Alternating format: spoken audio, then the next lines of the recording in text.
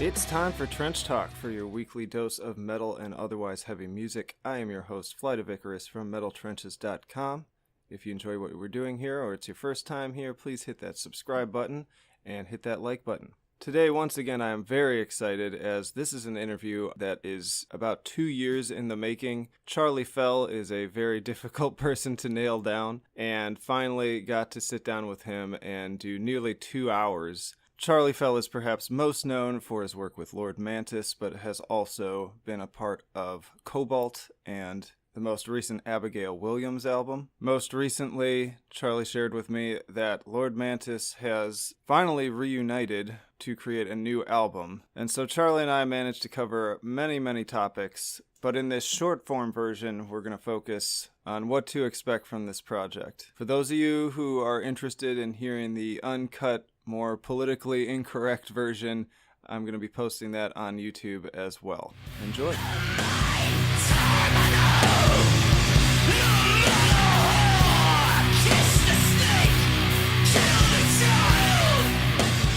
Well, speaking of a long time, I was kind of thinking back and I realized this interview is 2 years in the making at this point. I know, man. Sorry, dude. I didn't want to.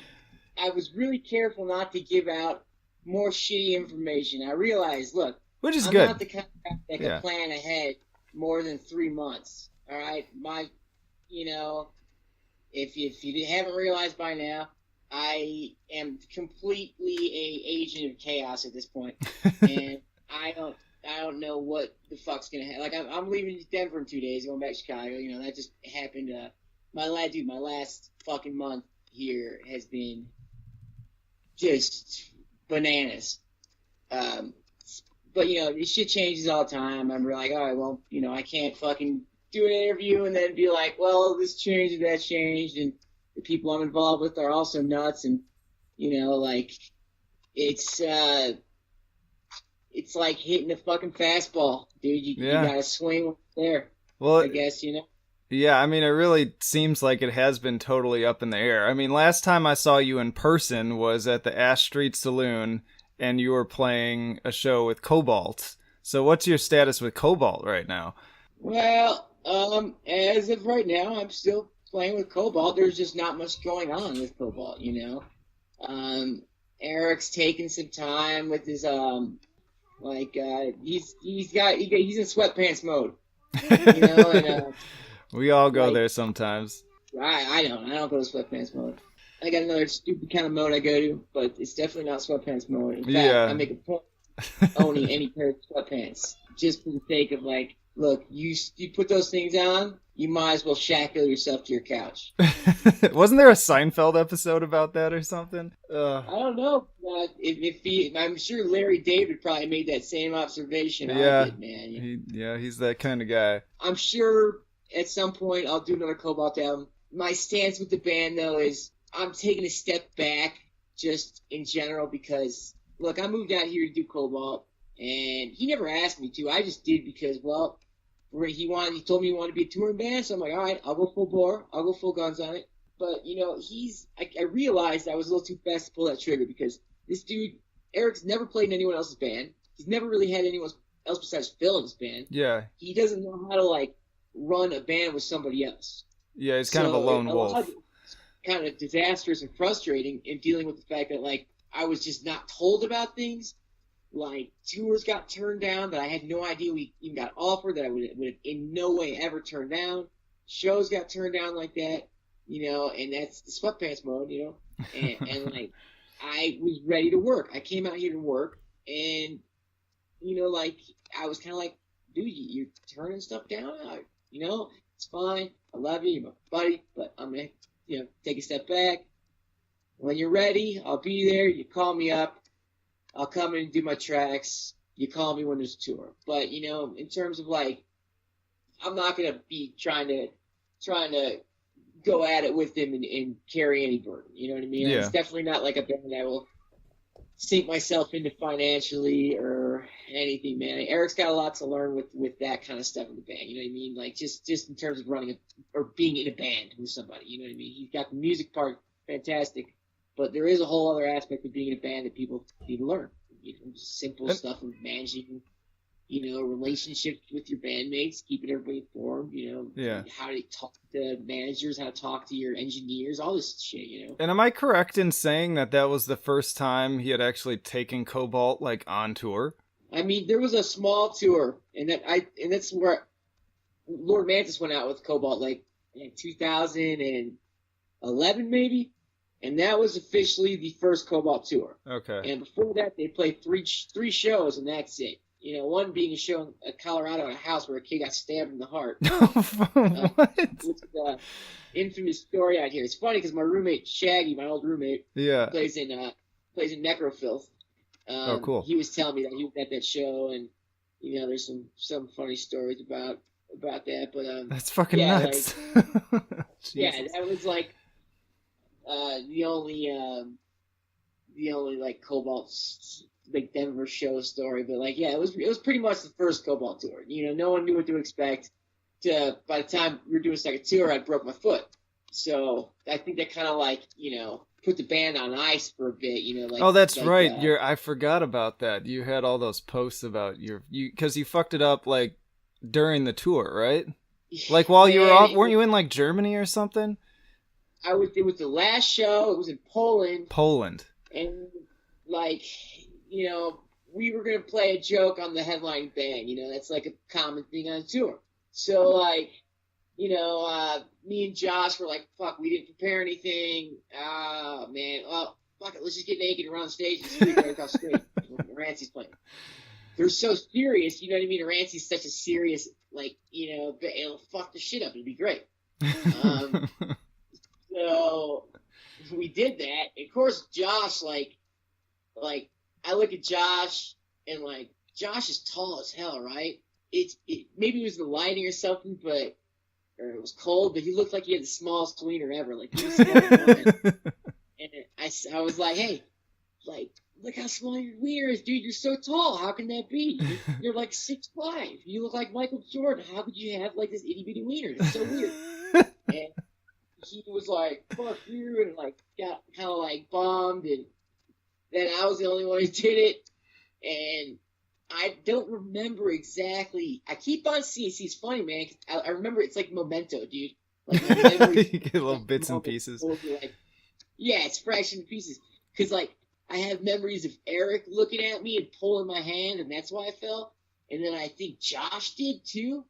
Like Josh was trying to make me stage dive, and there was like some really pissed off black metal guy that didn't think it was funny at all, but which made me laugh so hard because he was so serious, and he was like, "You're a bull, do not abuse me,"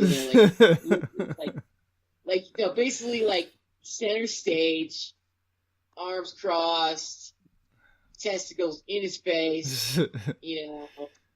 I'm like tossing beers to people, and he just like made me laugh, and I think I might have fell over laughing at him and fallen on top of him, and then hit my foot. Like I went down and I hit my foot like it wasn't even that big of a drop, man.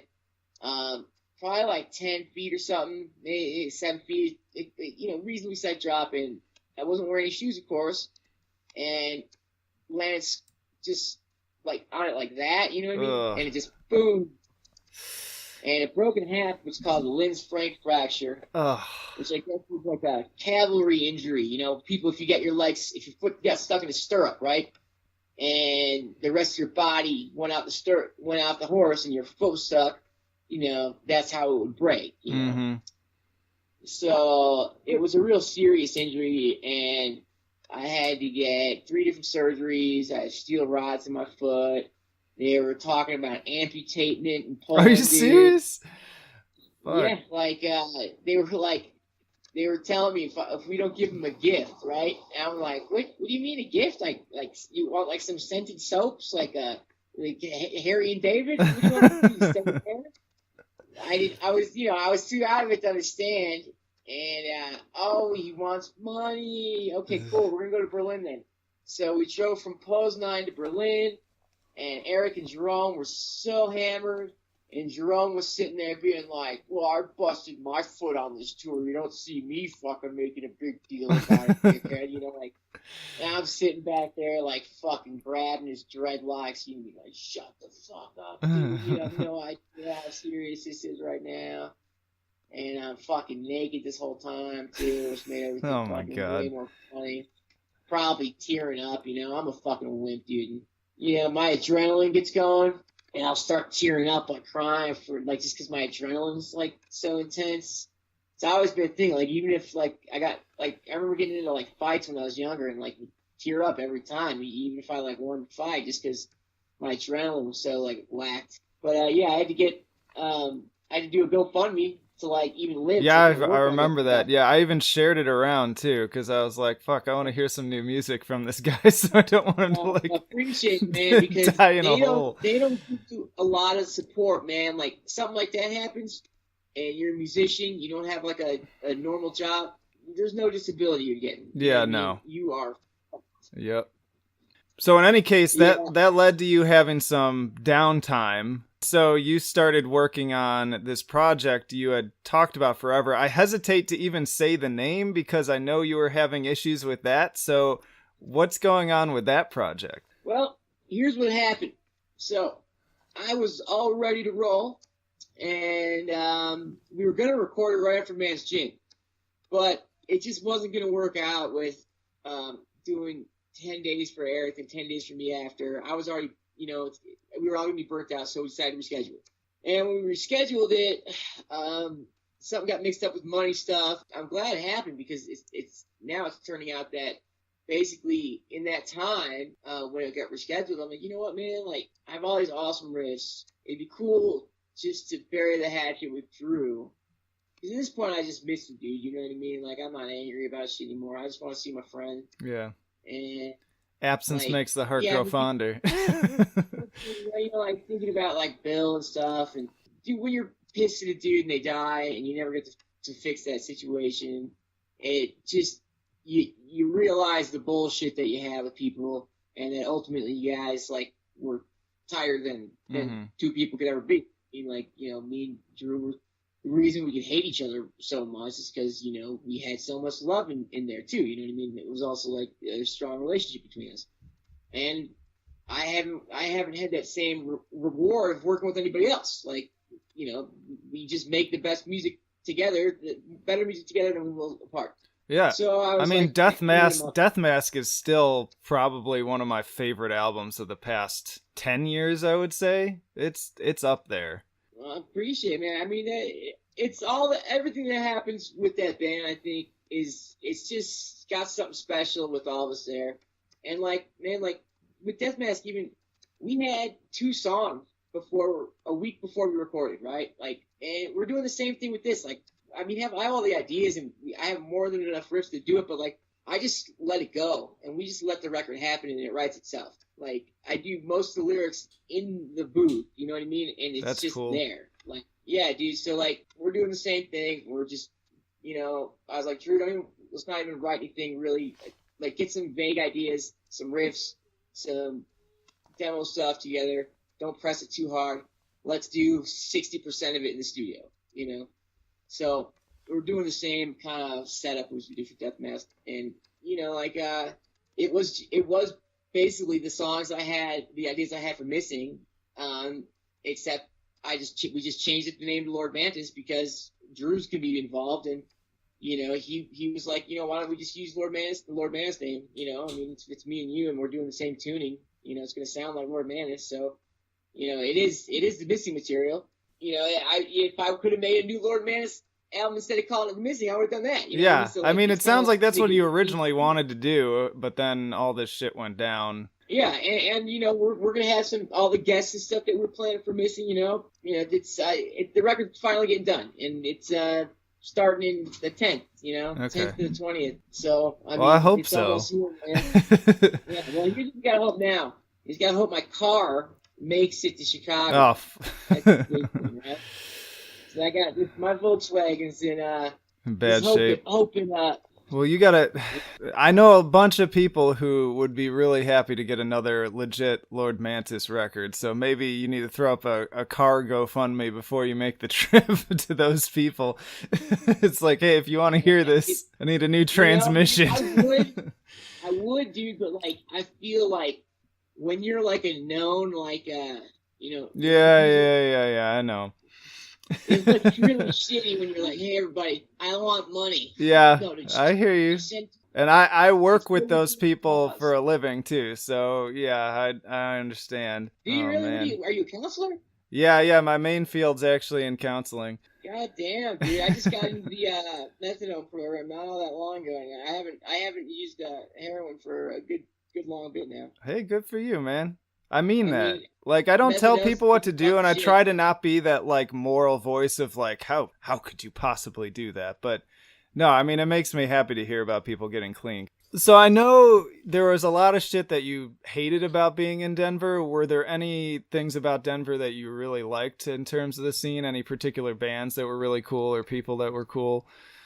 Well, man, I would say that the scene is probably the strongest metal scene in the U.S. right now. I mean, like, how many bands from Denver were in every top 10 list the last couple of years, dude? I mean, it's. And they keep I mean, that coming. says it all. I just interviewed Noctambulist, and their new record's fucking amazing. Those guys were great, man. That was one of the bands I saw, and I didn't know who the fuck they were at all. And they ripped, man. They reminded me of Apricot when I saw them live. We talked a lot about Ulcerate when we were going through it. Like, that was what it reminded me of. But they seemed super cool, and then they said all sorts of nice shit, of course, about Ethan McCarthy. Ethan is one of the few real smart, real sweet, fucking great dudes. I mean, I have nothing bad to say about him either. Both the McCarthys, man, they're not related, but, Shane too, man. Like, all the guys that traveled with the Cobalt band, dude, they're family to me, you know what I mean? Like, I've anything that I've got from Denver, meeting those dudes, being hooked up with Shane, John, Ethan, that's probably the best thing that's come out of this, some really good friendships. I met some other really cool people, there's I think a lot of just awesome bands down here. A lot of people like are involved in playing music. The problem with the Denver scene, I think, is that there'd be even more fucking bands, but there's no infrastructure. Like the huge lack of infrastructure here in terms of like practice spaces and warehouse space that could even be turned into practice space. There's not a lot of like resources for bands. But like in terms of like just good bands, I mean, there's definitely places to play and bands to get on shows and people come out, man. I've never seen a town where so many people come out to shows just even for bands that are small.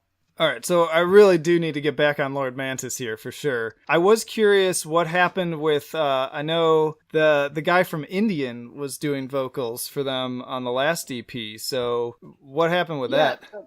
Well, Dylan's always been Dylan's like, I mean, the closest thing I've had to like a big brother in the city, I mean, I have an actual brother, but Dylan's kind of more of a brother than he is sometimes.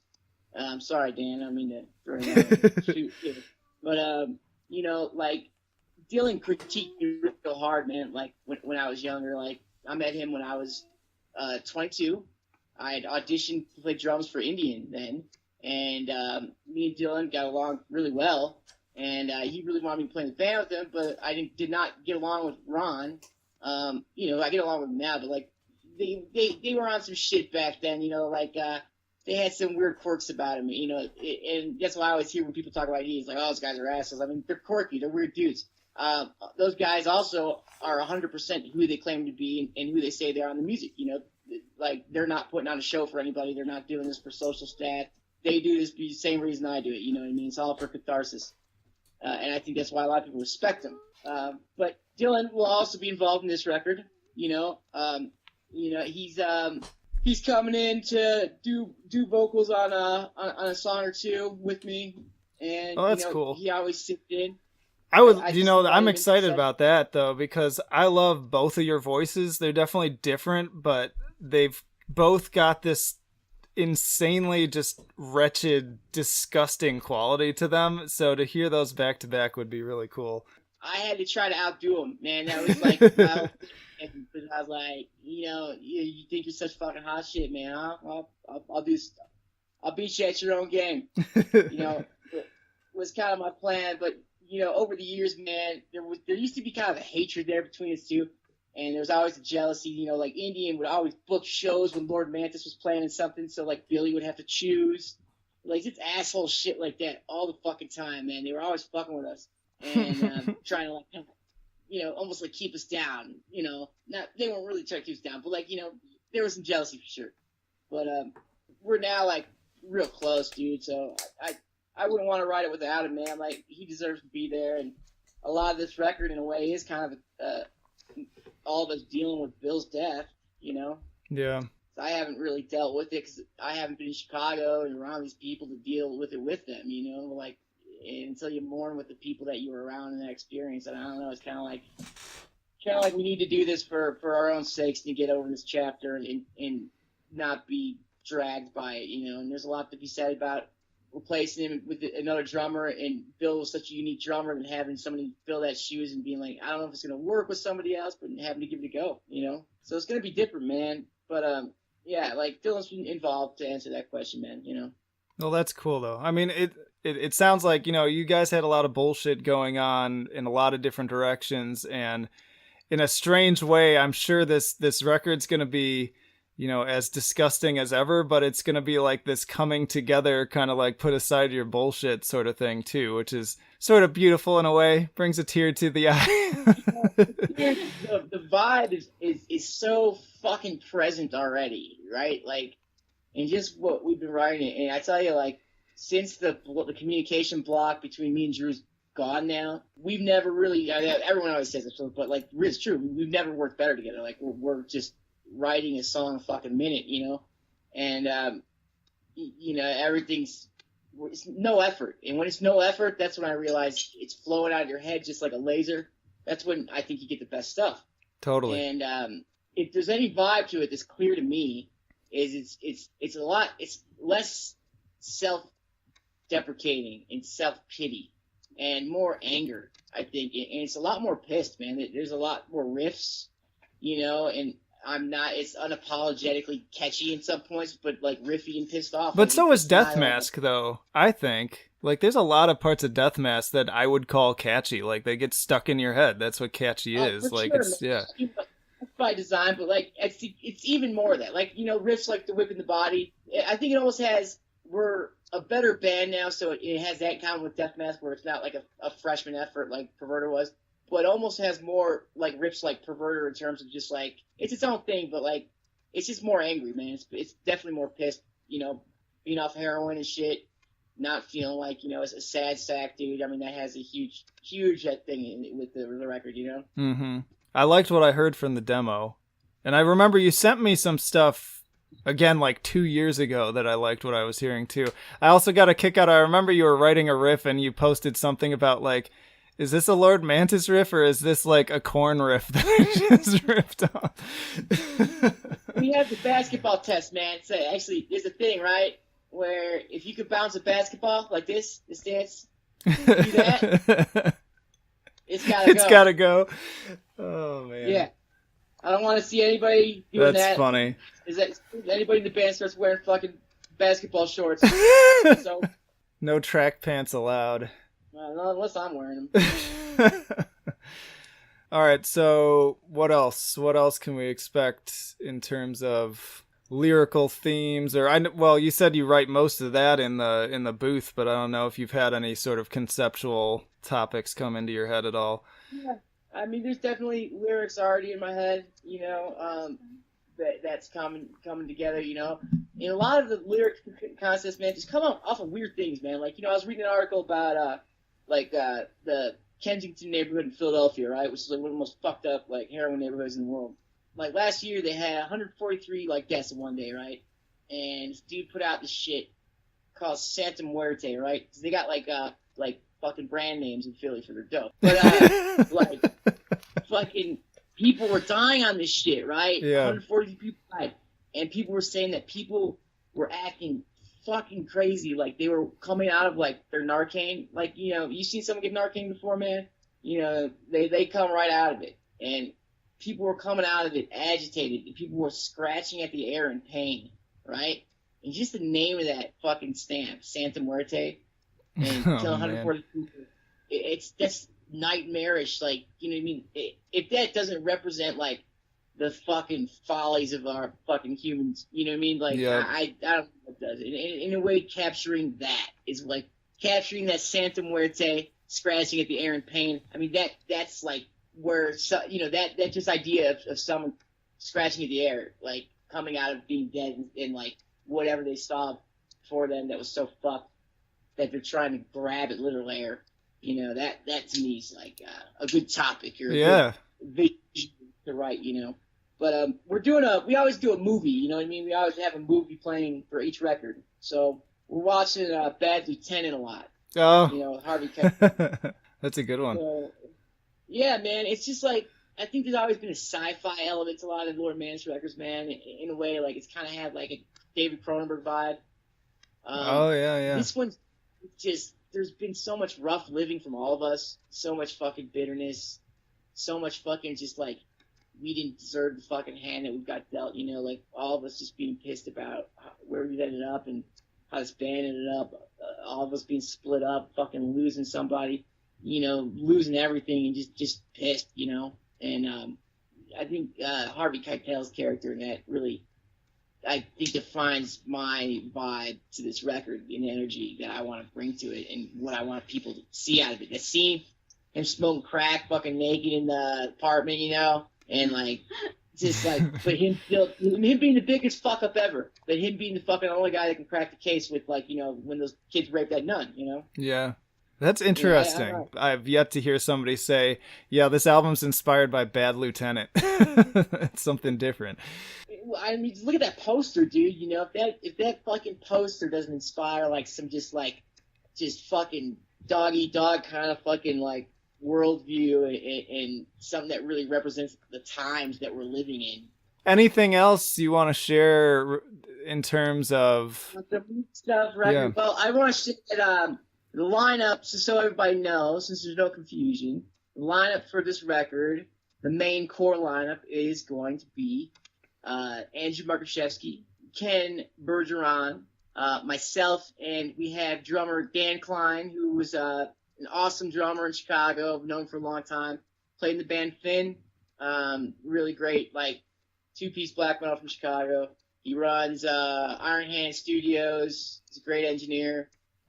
So that's who we're having. We feel like he fits in with the whole, not message of the band, 'cause we don't really have a message besides just feel it, you know? But he just fits in with the personalities.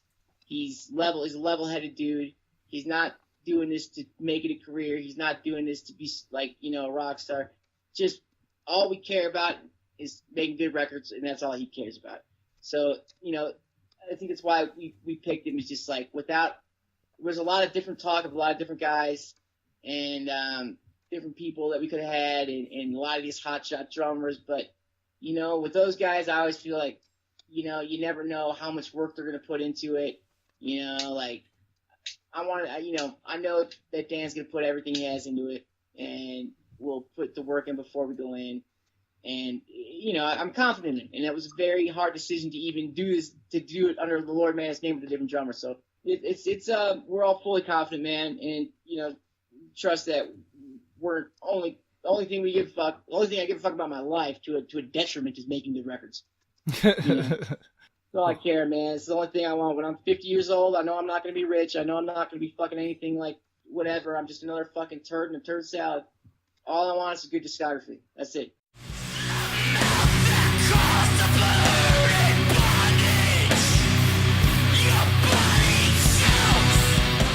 All right, hope you enjoyed that. Always a pleasure to talk with Charlie. Again, there is a longer version available on YouTube if you want to go down that rabbit hole. We definitely did. But otherwise, as always, thank you for listening. Please hit that subscribe button, like the video if you enjoyed it. If you really want to support what we're doing, consider checking out our Patreon. But for now, I am signing off, and I will see you in the trenches.